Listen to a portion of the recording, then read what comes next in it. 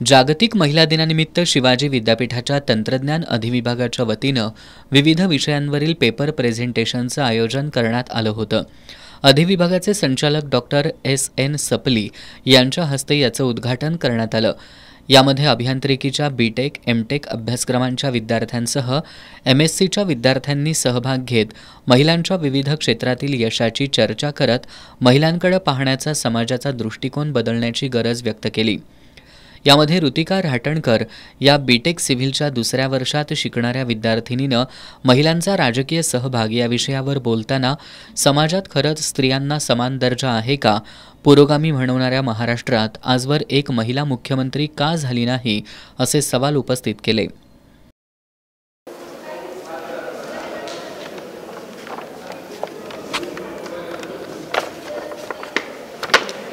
हे ते आपलं राज्ययोग आणि राज्यसभा त्याच्यामध्ये असणारे लोकसभेमधल्या महिला जसं की इंदिरा गांधी, सुषमा स्वराज, सुमित्रा महाजन, निर्मला सीतारमण, ह्या अशा वेगवेगळ्या महिला आहेत. आता बघायला गेलं तर खूप पहिली महिला राष्ट्रपती जी झाली ती द्रौपदी मुर्मू आहेत.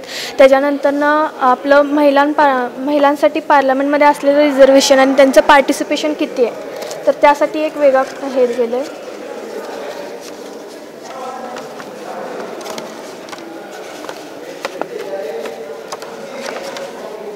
महिलांसाठी सध्या रिझर्वेशन बिल 2023मध्ये ते पास केले की त्याच्यामध्ये 33% रिझर्वेशन ह्याच्यात देण्यात येईल.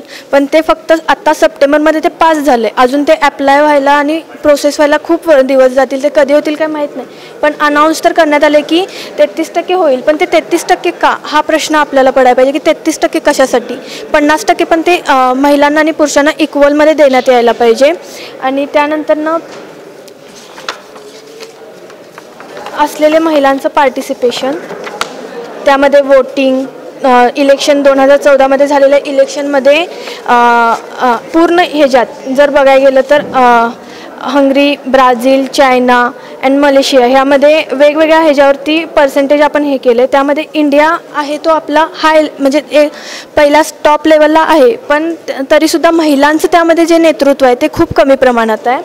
त्याच्यानंतरनं लोकसभेमध्ये निवडून आलेल्या ज्या महिला आहेत 2019मध्ये 78 होत्या, 2014मध्ये 64 होत्या, 2009मध्ये 52 होत्या. म्हणजे आपण बघतोय की इयर वाईज तो सिक्वेन्स वाढत गेला आहे पण तो अजून वाढायला हवा.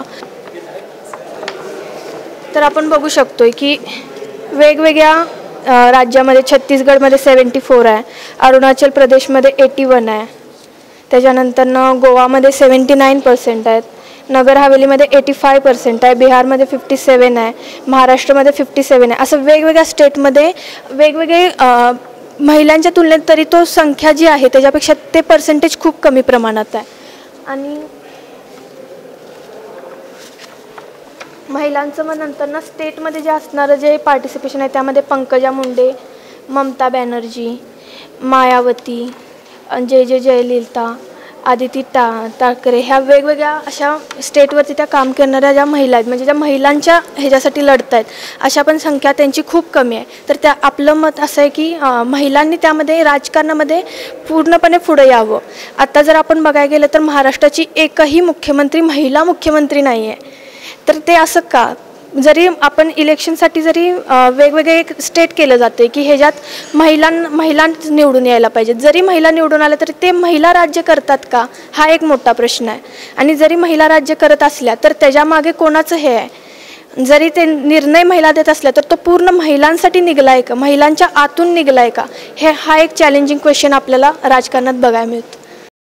या कार्यक्रमाचे आयोजन डॉक्टर पुनश्री फडणीस, सहाय्यक प्राध्यापक शीतल देहानकर यांनी स्पर्धांचं संयोजन केलं. तर डॉक्टर वैशाली सावंत यांनी परीक्षण केलं. कार्यक्रमाला doctor P.D. Patil, doctor V.S. Patil, H.A. Pandit, T.R. Patil आणि अन्य प्राध्यापकांचं सहकार्य लाभलं.